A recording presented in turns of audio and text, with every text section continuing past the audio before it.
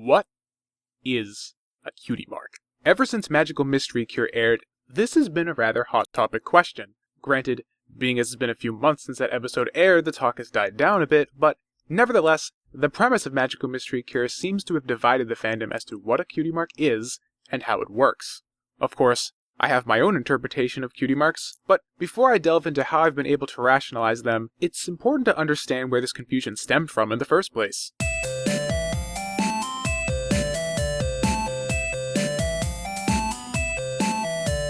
Cutie marks have been part of the show since the beginning of Friendship is Magic, and, of course, in all incarnations of the show prior, but in Friendship is Magic, they aren't directly addressed in the context of the lore until the episode called The Cutie, where Cheerilee exposits to her class about what a cutie mark is.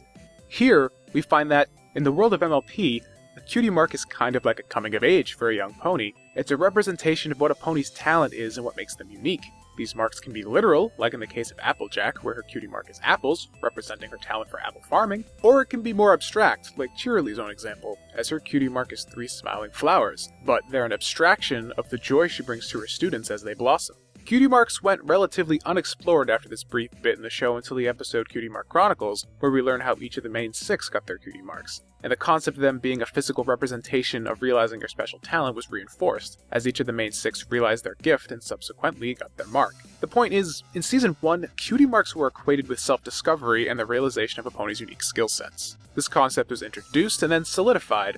It was not brought up again for the next 2 seasons. Some may cite the episode The Cutie Pox as a further explanation of cutie marks, but I dismiss anything that seems to have been implied about cutie marks in this episode, because Apple Bloom didn't have real cutie marks.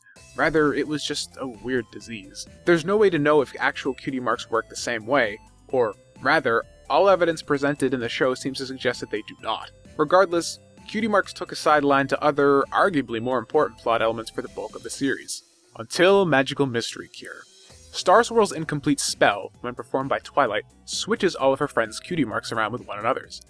Based on what we know about cutie marks, this really shouldn't have been that big of a problem. However, all the main 6 personalities completely shift as a result of this change, each assuming what essentially amounts to a new persona, believing each other's talents to be their own. Subsequently, Twilight laments that she has inadvertently changed all of her friends' destinies. Whoa. What? Since when did a cutie mark dictate a pony's entire persona? When was it so strongly tied to their entire perception of themselves? Magical Mystery Cure seems to take a simple mark of maturity and elevate it to a declaration of unyielding fate. What made things even more interesting was, even though all the characters had no ideas about what their destiny was, based on their swapped cutie marks, none of them actually excelled at their borrowed talents. Instead, they struggled trying to do what their friends did. This is a very important point, and is actually the cornerstone to how I interpreted the events of Magical Mystery Cure and how they tie in with Call of the Cutie. Before I go into that though, I wanted to address a critique that a lot of people had with Magical Mystery Cure and the talents portrayed by the swapped cutie marks. Many lament the fact that the talents that the main 6 were attempting weren't actually the true talents that the proper main 6 usually perform. This is true, but I actually interpreted this as an interesting look at how each of the main 6 perceive each other. Maybe I'm just looking too deeply into this and this wasn't intentional, but hear me out for a second. Rarity adopted Rainbow Dash's cutie mark. However, instead of becoming obsessed with racing, Rarity instead took on Dashy's weather duties. This seems odd, but then again, think about who Rarity is as a character. She is a very proper pony, and places a lot of weight on her work ethic and business. As a result, Rarity might internally identify Rainbow not by her obsession with racing, but by her occupation, her job as a weather pony. Rainbow Dash inherited Fluttershy's cutie mark. However, instead of caring for all the animals and being able to communicate with them, she instead had all of them living with her in Fluttershy's cottage. This could be a look into Rainbow Dash's more blunt psyche, as maybe she perceives Fluttershy as literally living with animals, not really taking the time, or even caring, about the more subtle details of what Fluttershy actually does. Fluttershy acquires Pinkie Pie's cutie mark, but instead of trying to be friendly towards every pony and make them smile, she instead becomes a clown and relies on poor attempts at slapstick comedy. This is interesting because it shows how an introvert like Fluttershy would have difficulty understanding the subtle differences between being a clown and being an extrovert, something Pinkie Pie naturally grasps. Pinkie Pie adopts Applejack's cutie mark, and as a result, does nothing but constantly work on the farm, complaining all the while that such activities are no fun. It makes sense though that a free-spirited party animal like Pinkie wouldn't be able to really understand the subtle sense of satisfaction that comes from a hard day's work that stems from one's passion, and not being able to truly recognize that underlying motivation in Applejack doing what she does. And finally, Applejack received Rarity's Cutie mark, and subsequently started making dresses in Rarity's boutique. However, as Applejack has been established to be very utilitarian, even when it comes to clothing, as shown in Suited for Success, it makes sense then that she totally missed the point that for Rarity, the art of the dress is just as much about the art as it is the dress. Applejack makes garments, yes, but none of them have any sense of aesthetic direction, something that is arguably more important to Rarity's work than the functionality of the garment itself. So, in other words, while a lot of people complain that the Cutie mark swaps were inaccurate, and showed that the writers didn't understand their own characters, to me, it showed instead a reinforcement that the main six were completely out of their element, while also giving us a look at how they all perceive each other. I thought that was pretty interesting. Anyways, getting back on track, Cutie marks and magical mystery cure. Destiny was thrown around a lot in this episode, and it's that word that I feel is the crux of the issues that this episode brought up to people like myself who think way too deeply about candy-colored horses. Cutie marks prior had nothing to do with binding you to a single destiny, nor did they ever appear to have the kind of power to completely change your skill set if they were swapped. After all, a cutie mark appears after a young pony learns of their talent that they have cultivated through their own effort and self-introspection. It isn't handed down to them from on high, so how could a cutie mark swap do that in Magical Mystery Cure? The answer is pretty simple if you ask me. They can't, and in Magical Mystery Cure, they didn't. Think about it. No one's destinies in Magical Mystery Cure were changed because Star Swirl's spell didn't change their talent. Sure, they may have thought that they had different destinies, but guess what? They all sucked at it.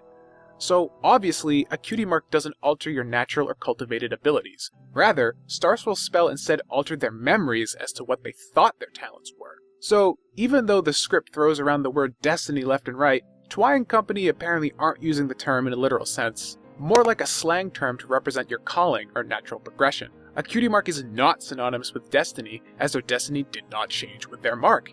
In fact, a cutie mark apparently in and of itself does nothing, as a swap didn't even adjust their natural talents either. All it did was alter their memories to make them think that they had different talents. So it naturally follows then that a cutie mark has no inherent power. It is merely an image that represents the maturity of the individual it appears on, just like Cheerly describes in Call of the Cutie. It doesn't limit a pony to a singular path it prescribes because the main six sucked at their new destinies. And it doesn't dictate a pony's special talents either, as the ponies were still good at what they've worked on their whole lives, as shown by them easily taking up their true talents during the True True Friends song, not whatever it was that ended up emblazed on their butt. So, if a cutie mark has no inherent power, then guess what? The whole concept of destiny being at work in the events of Magical Mystery Cure, or in MLP at all in relationship to cutie marks, begins to fall apart too, because the mark has no inherent power. It's all the discretion of the individual and what they want to do.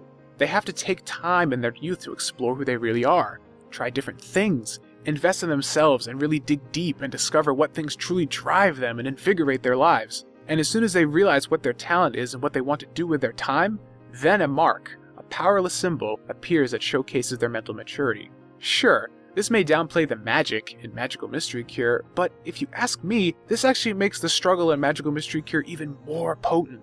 Because it means what my cutie mark is telling me doesn't refer to the call of an unyielding destiny, but instead represents the altered memories of these characters.